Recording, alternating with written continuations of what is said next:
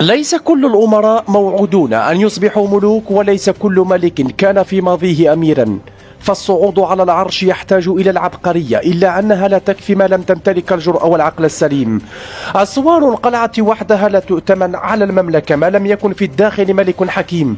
هذا وأن العرش لا يحتمل الصعاليك حتى وإن تواجدت بهم صفات الملوك، فالذين اختاروا الحانات لا يمكن أن يكونوا سلاطين على ملاعب كرة القدم.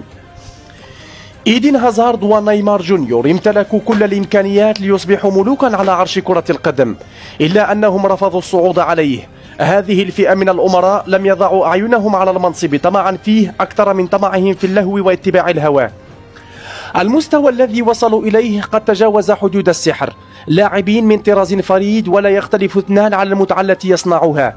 ولكن المؤسف أن أحدهم خشي على نفسه الفقر وأصبح يلهث خلف المال، وآخر حقق حلمه في ارتداء قميص يراوده في الصغر، وانتهى به المطاف على فقد الشغف. الإصابات جزء من الضياع الذي هم فيه، وليست السبب الرئيسي لهذا. لذا فإن مشكلتهم الحقيقية أنهم ضاعوا بين أفخاذ النساء.